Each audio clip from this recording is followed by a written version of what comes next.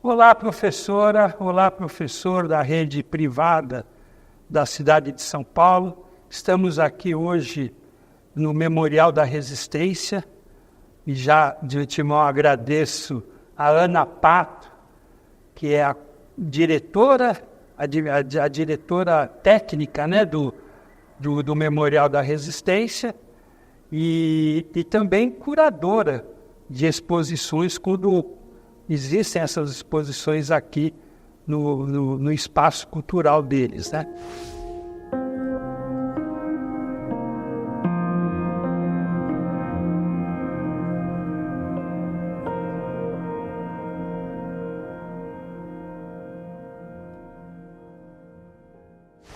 Agradeço muito vocês terem aberto esse espaço para nós.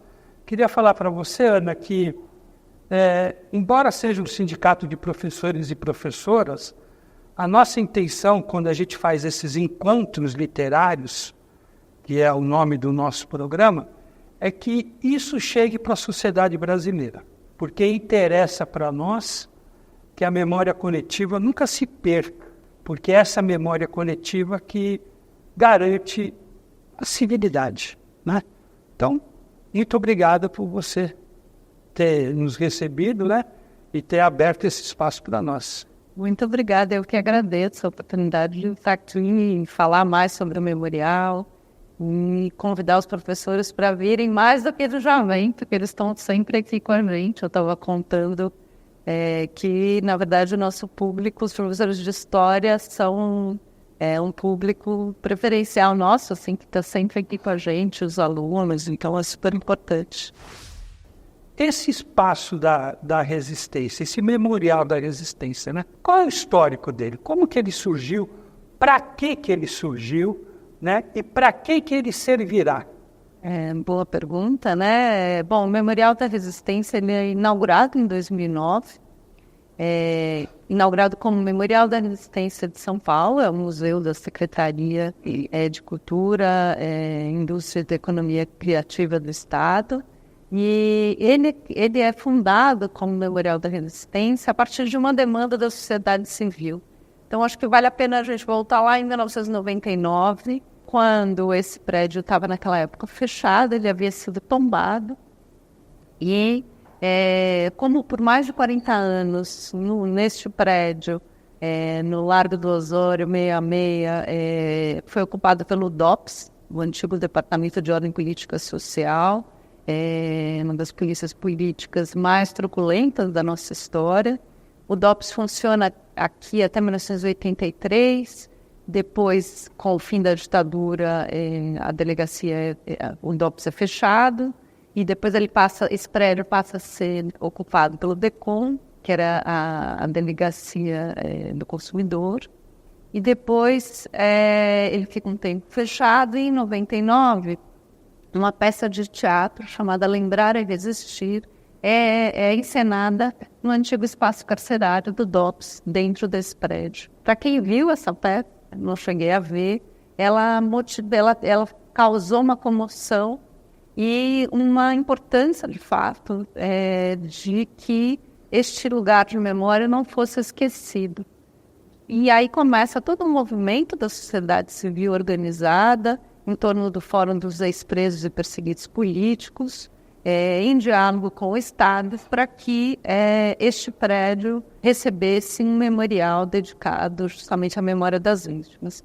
Num primeiro momento, é realizada uma reforma nesse edifício, entre 2000 e 2002, para receber um equipamento cultural. E naquele período da reforma, não existia esse entendimento da importância de você preservar essa história, entender o prédio como uma prova, né? Uma prova do sofrimento que aqui aconteceu. Então, muito dessa memória foi apagada. E em 2002 é criado o Memorial da Liberdade, mas já em 2005 o Fórum vai pedir ao Estado que aqui não deveria ser o Memorial da Liberdade, porque não se tratava de liberdade, mas e sim de resistência.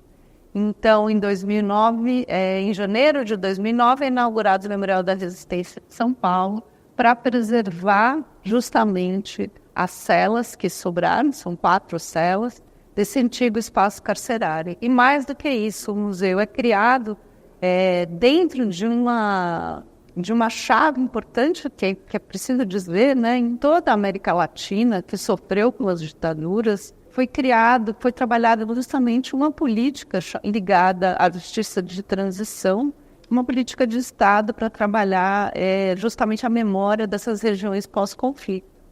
Então, o Memorial da Resistência, ele é criado dentro dessa política de Estado mesmo, para que, e aí eu sempre gosto de lembrar, que 2009 é também o ano em que o governo federal lança o terceiro Plano Nacional de Direitos Humanos, que tem na sua diretriz 24 justamente a importância de se criar memoriais em todo o país, em lugares onde houve o chamado terrorismo de Estado durante a ditadura. E passados aí esses 15 anos, é preciso que a gente lembre que o Memorial da Resistência de São Paulo é o único museu criado com essa característica, né, de um espaço musealizado para lembrar essas histórias. E mais do que isso, nós fazemos parte de uma rede internacional de lugares de memória. Então a Coalizão de Sítios de Memória, é uma rede que congrega mais de 200 lugares no mundo todo, e o Memorial faz parte da rede latino-americana e também da rede brasileira de lugares de memória. Então, muito assunto a gente trabalha justamente para lembrar, para que a gente, como você falou, da memória coletiva, quer dizer, para que a gente possa elaborar aqui e conversar com os jovens e com o público que a gente recebe sobre essas histórias.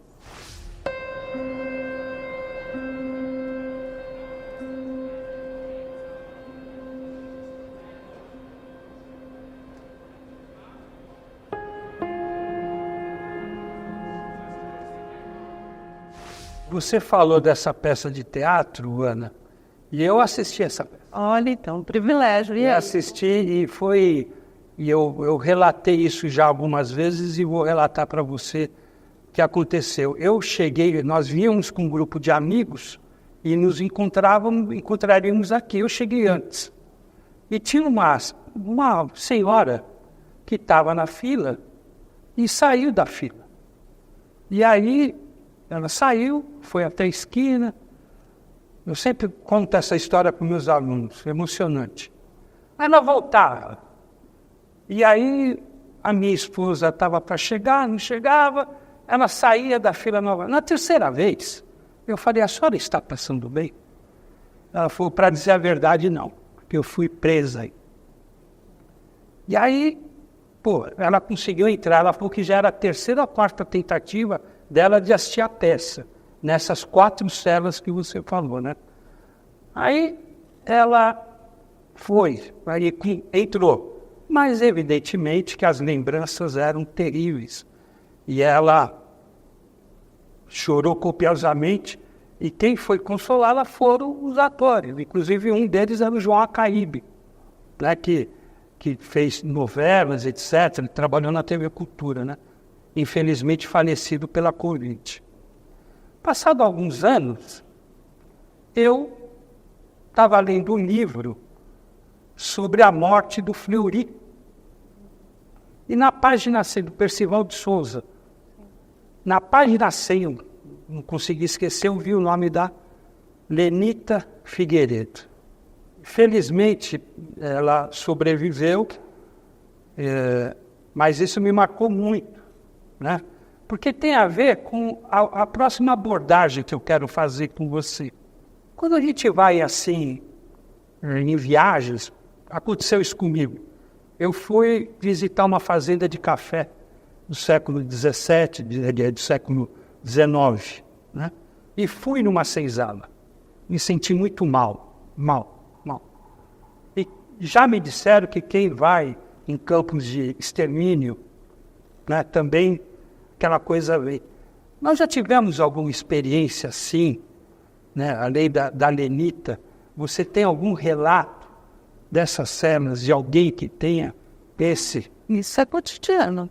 É? Não só na experiência dessa escola, então a gente tem casos de alunos que nos que se sentem mal com as histórias, enfim, com a apenas por saber do que aconteceu. E a própria impressão, né? A própria sensação de estar dentro da cela com as histórias.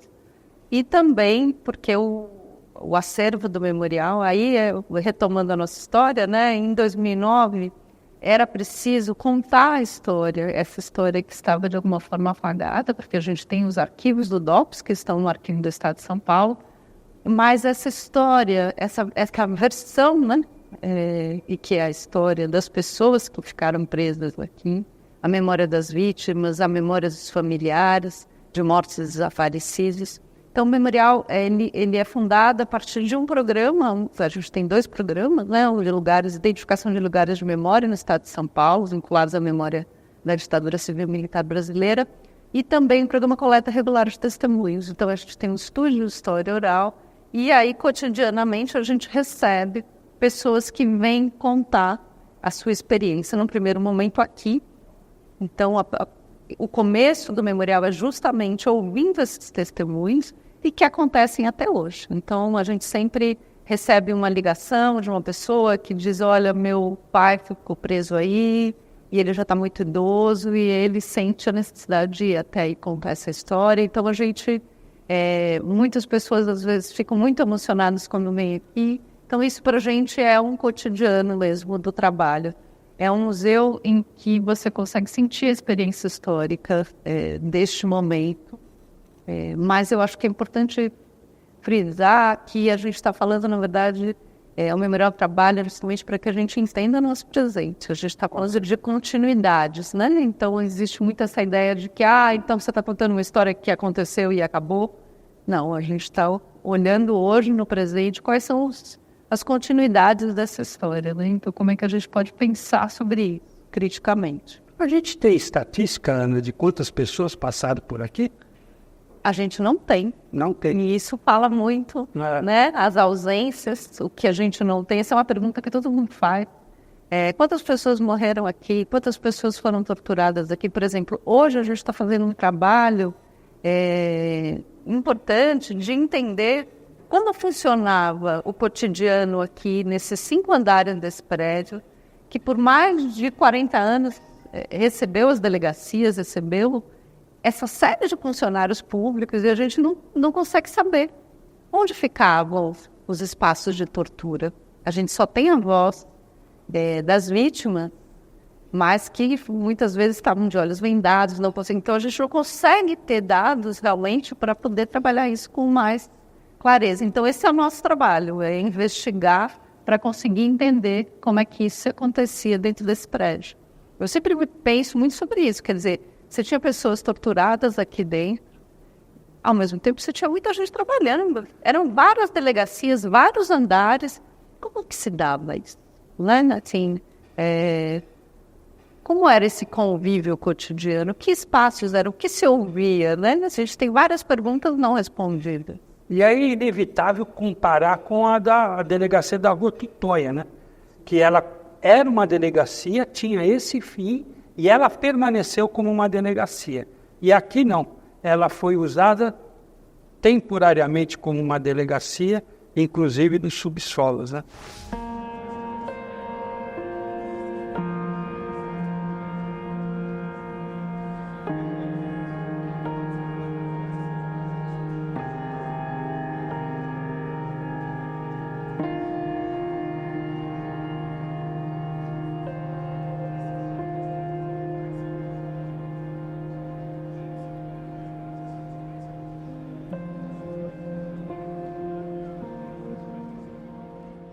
Ana, quando nós pensamos em fazer esse encontro literário aqui com vocês, a gente ficava imaginando sobre as coisas que estavam escritas nas paredes. E antes da gente começar a nossa conversa, eu vi que tem muito mais coisas. Mas nós tínhamos coisas escritas, depois a gente vai falar das outras lembranças. O que estava escrito, como é que estava escrito, o que me chama mais atenção? Então, esse é o problema, né? Que com essa reforma, tudo foi apagado. Então, as inscrições que a gente tem hoje, elas foram refeitas justamente pelas pessoas que vieram dar testemunho aqui. E que descem às celas e registram seus nomes. Então, a Dilma Rousseff veio até aqui, registrou seu nome, a Eleonora Menecpucci, Paulo Vanucchi, assim, pensando em algumas pessoas que são conhecidas, né? E que elas vêm até aqui, dão seu testemunho e depois registram. Então, a importância da gente retomar esse trabalho, porque essa foi uma memória que foi apagada. Foi apagada. Provavelmente deliberadamente. E também eu acho que não existia essa compreensão, né? Da importância dessa política, de o que significa você. Então, o DOI-CODE que você estava falando, né? Hoje teve um trabalho de arqueologia importante no espaço. A importância de usar a ciência também para a gente compreender a memória das pedras, né? Vamos dizer assim, né? A escavar, compreender, raspar as paredes, quer dizer, poder fazer, pensar a arqueologia também nesse lugar, né? Um lugar de ensino, de aprendizado, da gente conhecer algo que a gente já não consegue saber, porque de fato não houve esse trabalho, né? Eu acho que fala muito também do nosso país, né? O acervo aqui hoje é composto por quê? Então, por quais instrumentos? O nosso acervo é composto, um acervo audiovisual. Audiovisual. Produzido, são as coletas regulares de testemunhos. São essas entrevistas que a gente faz. Então, a gente tem algumas linhas de pesquisa dentro desse universo de entrevistas. Então, uma das linhas é a história do prédio. Então, ouvir pessoas que estavam aqui, que conseguem nos trazer memórias sobre a história desse prédio. Então, antes de ele virar delegado, antes de virar não, antes de virar esse espaço cultural. Exatamente. Tá. No período do DOPS. Quer dizer, quem consegue contar sobre esse processo. E também no processo de transformar no Memorial da Resistência. Então, a gente trabalha com essas duas memórias. A missão nossa é que, quando você passe na rua, que você saiba, olha, aquilo ali, esse prédio, foi um espaço é um lugar de memória. Por que ele é um lugar de memória? Porque pessoas morreram aqui, pessoas foram presas, foram torturadas, enfim. Então, esse é o trabalho que a gente faz. Mas o nosso acervo, ele tem algumas linhas de pesquisa dentro dessas entrevistas. Então, tem uma coleção sobre a memória da ditadura civil-militar brasileira. A gente tem um programa que a gente chama Memória da Violência na Democracia. Então, hoje a gente vem entrevistando, sobretudo, movimentos de mães contra as chacinas da população na periferia, né? Então, hoje a gente tem algumas mães que têm dado testemunhos para a gente também dentro desse programa. E a gente tem uma outra linha de pesquisa que chama Memórias à Margem, em que a gente vai ampliar a noção da repressão durante a ditadura, porque às vezes a gente tem um imaginário de que é um universo que se tratava da luta armada diretamente contra a ditadura, mas ela atingiu.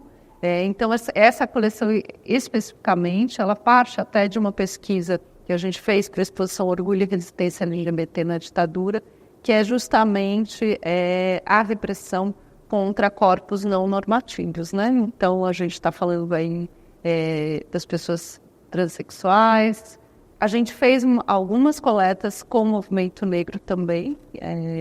Então, quando a gente trabalha as exposições, elas também nos alimentam nesse sentido, quer dizer, de alimentar o próprio acervo. Então, ampliar, por exemplo, a história do movimento negro, nessa relação direta com a ditadura. Então, uma entrevista como Milton Barbosa, do Movimento Negro Unificado, Adão, quer dizer, a gente vem começando a ampliar também essa ideia do o quanto é importante que a sociedade compreenda o quanto a ditadura atingiu a vida de todos, né? Às vezes a gente não tem essa dimensão. Então, por exemplo, o tema da censura, ele era bastante amplo e as pessoas às vezes não ligam, né? Essa questão, os costumes, né? Então, quanto isso era também bastante repressivo, né?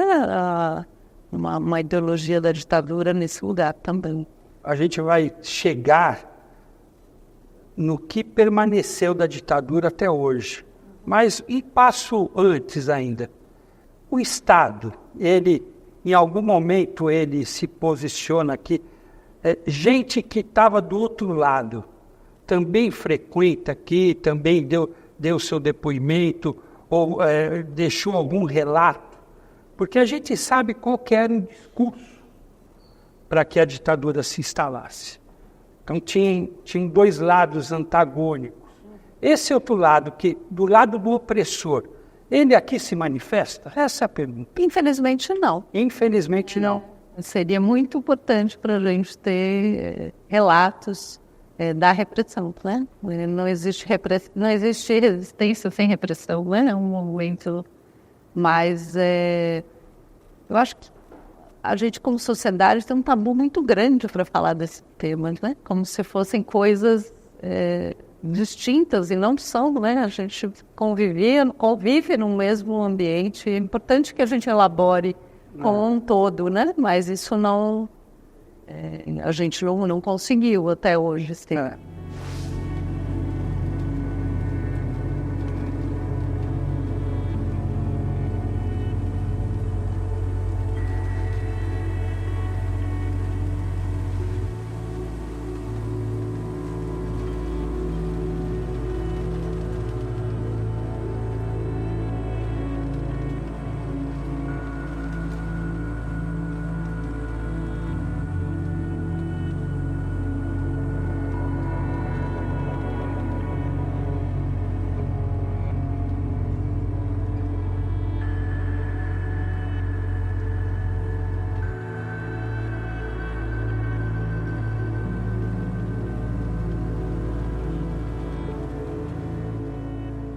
Não sei como você pensa isso, mas antes de começar a conversa com você, eu estava vendo a exposição belíssima que eu recomendo que venham ver, né?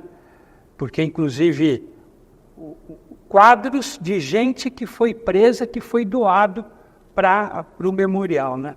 Mas uma das fotos me chamou a atenção, que provavelmente a última pessoa libertada, tinha um cartaz dizendo assim: anistia ampla, geral e irrestrita. E eu mesmo era jovem, tinha 17, 18 anos quando isso aconteceu, e eu via isso com bons olhos, anistia para todos. Só que a gente não sabia que a anistia era para todos, inclusive para os opressores, né? Então, provavelmente, você lamentar que a opressão não venha se manifestar, porque evidentemente que seriam réus confessos, né? Porque mesmo aquele que não torturou e que apoiou, de uma certa maneira, é culpado por isso, né? Eu acho que todo o trabalho de memória, justiça e verdade, né? O tema da justiça é um tema que, no caso do Brasil, não aconteceu, né? Se a gente vai comparar com a Argentina, em que você, de fato, pessoas foram presas, né? Militares foram presos nesse lugar, né? Se a gente pensa... Torturadores, e no Brasil a gente não teve nenhum caso. Então, você tem o Chile também, mas tirando isso, a gente ainda não conseguiu que a justiça seja feita nesse lugar, né? Como sociedade, a gente não... Então, a gente tem, por exemplo, na exposição Mulheres em Luta, Arquivos de Memória Política, o caso da Inês Etienne Romeu, que é um caso único, né? A história dela como única sobrevivente da Casa da Morte, uma mulher... De Petrópolis, não é isso? Uma mulher que, depois de 96 dias presa na Casa da Morte, barbaramente torturada, e ela sai em plena ditadura em 1974 e escreve um relatório e entrega na OAB, denunciando o nome dos seus torturadores, né? Então E nada acontece. Nada aconteceu. Em 2016, um dos processos foi considerado que estupro não poderia ser um crime anistiado. E aí tem esse caso específico de um dos torturadores dela que está ainda na justiça, tramitando. Mas foi o único caso aceito, mas ainda tramitando. Ela já faleceu, não teve a oportunidade de ver esse caso ter sido aceito. Mas, sem dúvida, isso é muito revoltante para as famílias, enfim, para quem sofreu. E e atinge a todos nós, em última instância, né? Sobretudo quando a gente pensa, eu gosto de... pensando no presente, né? Quando a gente vai olhar os números de feminicídio, o número de violência sexual contra as mulheres, e quando a gente vê que torturadores são anistiados depois da violência contra as mulheres nas ditaduras, né? Assim, há uma conivência, né? Porque o estupro, ele não pode ser anistiado. Não pode, jamais. Nenhuma violência, mas o estupro. E acho que é para isso que presta a nossa conversa, né? Porque não é uma página virada. Ainda há um porvir, né? O problema é assim, as pessoas estão morrendo e não estão pagando pelos seus crimes. Mas em algum momento o Estado brasileiro vai ter que se manifestar de maneira contundente. Eu sempre penso nessa ideia do tabu, né? A gente tem muito tabu de falar nisso. Quer dizer, as pessoas entendem em visitar Auschwitz, né? Mas muitas vezes não entendem o que significa o Memorial da Resistência. Exato. Ou do ICOD, quer dizer, a gente está na mesma política de memória que é uma política de memória feita pelos estados democráticos, justamente para elaborar as suas violências. Então, assim, a gente deveria trabalhar isso nesse lugar, né? Assim, o memorial se enquadra numa mesmo modelo assim, de justamente dos lugares de memória. Então,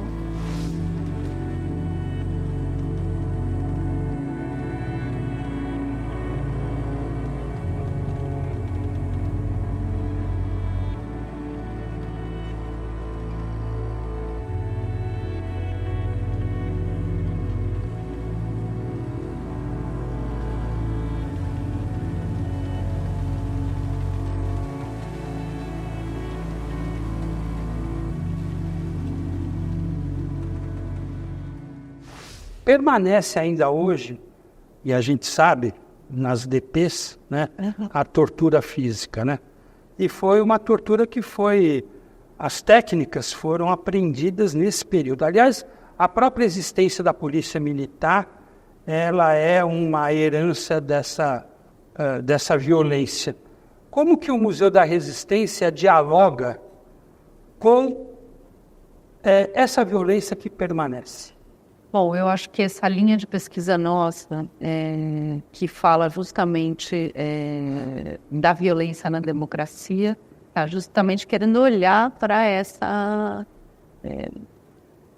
violência que permanece em torno da polícia militar. E você vê hoje um encontro muito importante feito justamente por esse movimento de mães, e aí se a gente pensar as mães de maio, e a ligação das mães de maio com as mães da Praça de Maio na Argentina, quer dizer, a luta por memória, justiça e verdade, que é um lema da ditadura, segue no presente, né?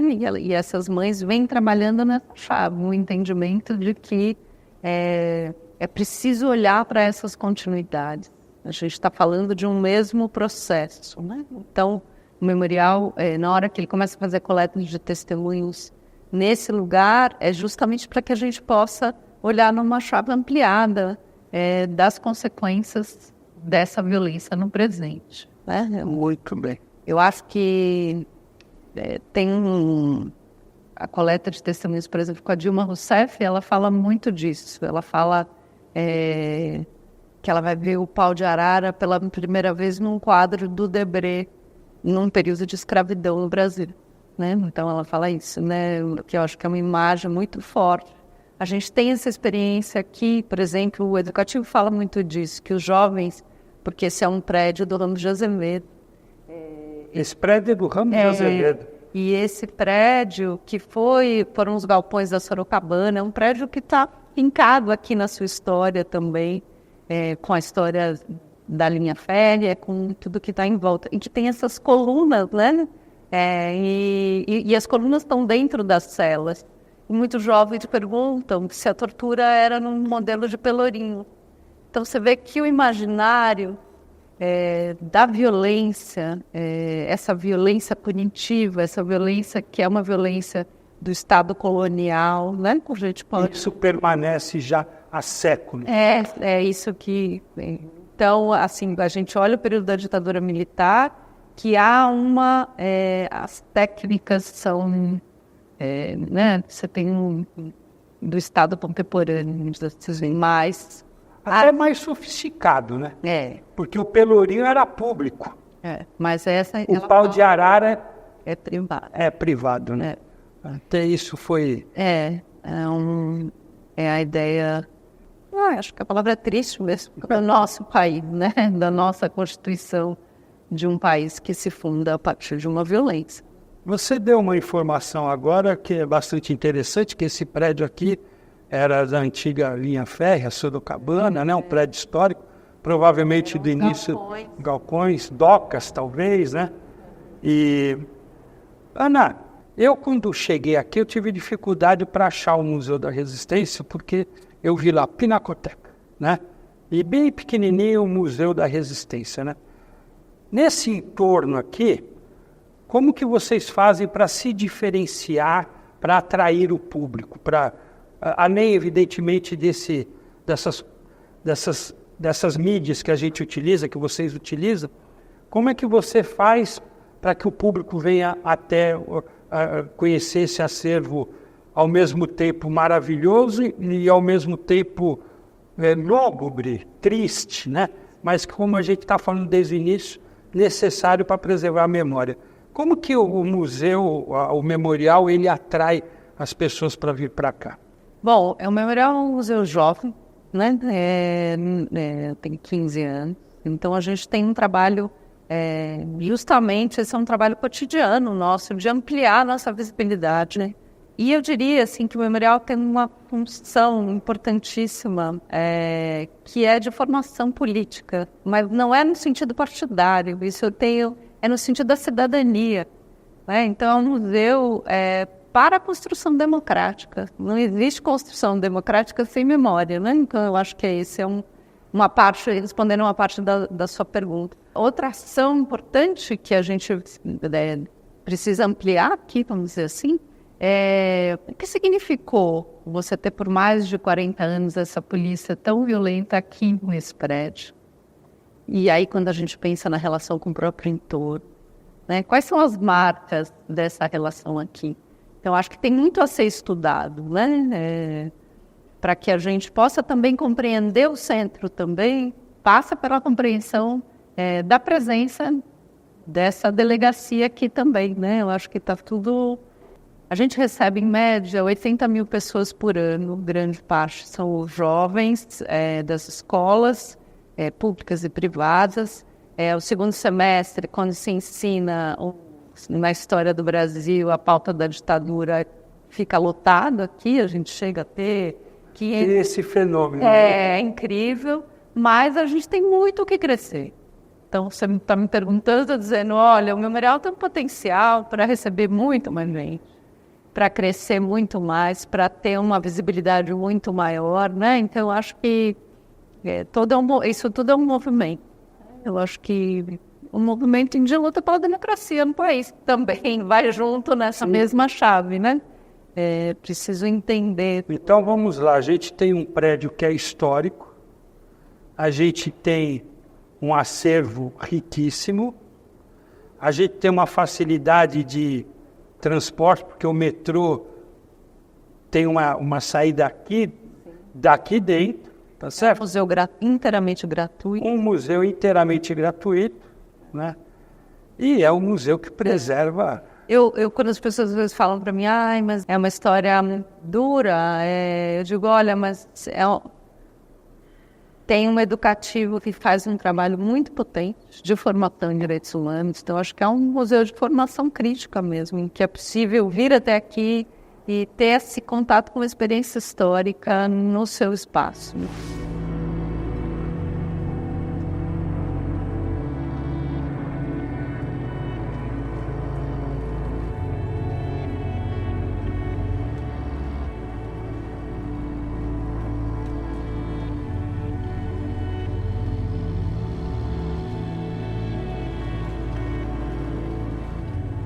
Ana, como eu falei para você, eu sou professor de história, né? Na sala de aula, evidentemente que são situações diferentes, né? Você falando e você vendo é outra coisa, né? Por isso que a ida aos museus, a preservação desses espaços culturais, quaisquer que sejam, são fundamentais para isso, né? Esse nosso bate-papo, esse nosso encontro literário, ele faz parte de um projeto nosso chamado Abril Democrático. Isso aí tudo por conta dos 60 anos do golpe, que aconteceu no dia 1º de abril, né? Sempre bom lembrar isso. Todo mundo fala 31 de março, mas foi 1º de abril.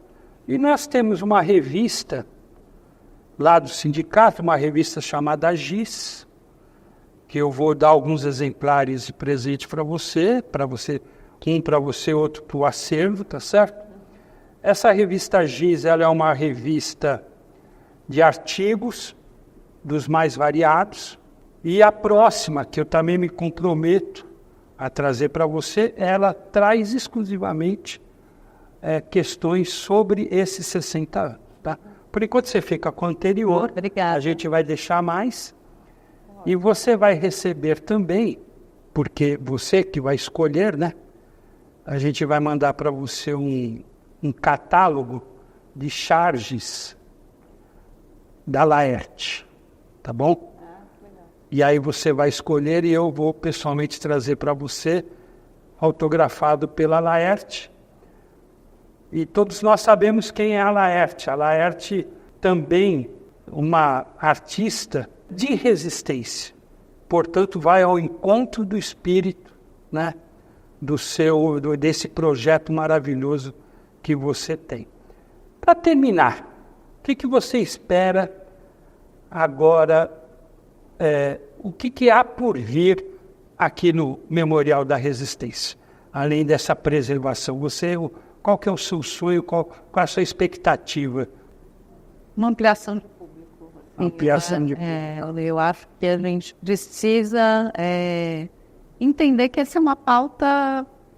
A memória, o direito à memória é fundamental para que um país seja verdadeiramente democrático, né? Então, eu acho que esse é o grande ponto. Então, quando a gente olha para as violências na democracia, a gente está falando dos pontos onde não há democracia, né? Dos nossos lugares que estão opacos, assim, de uma democracia que é partida em alguns. Então, como é que a gente faz, de fato, a construção de uma democracia para todos? E, no caso, o trabalho do Memorial é justamente na formação em direitos humanos, né? Quando a gente tem uma juventude capaz de produzir um pensamento crítico, a gente ganha um outro estado, né, de direito no país para todos. Então, acho que o Memorial é esse lugar. Então, eu espero que o Memorial cresça muito. Está otimista. Otimista. Como todos, aprendo aqui ouvindo os coletas de testemunhos, que quem é da resistência não pode ser pessimista. Então, o otimismo tem que ser... a gente teve um encontro com a Ana Dias, que é uma liderança importante, enfim. E ela fala isso, ela tem 83 anos, e ela deu esse depoimento, que ela achava que um dia ela ia... eu já ia ter feito o meu trabalho, e eu podia parar, e eu não parei até lá. Já vi que não vai dar, vou ter que continuar na luta. E é o espírito de quem foi preso aqui, né? Porque quem resistiu tinha essa esperança, né? Eu termino aqui a entrevista, evidentemente agradecendo muito esse papo franco, né? Esse papo enriquecedor, mas enaltecendo uma coisa que a Ana disse, que esse projeto aqui é um projeto de Estado, não é um projeto partidário. Essa busca pela paz social interessa a todos. E essa busca pela justiça deve interessar a todos, independente do viés político, né? E é para isso que se presta espaços como esses. Obrigado, querida. Obrigada a você. Valeu.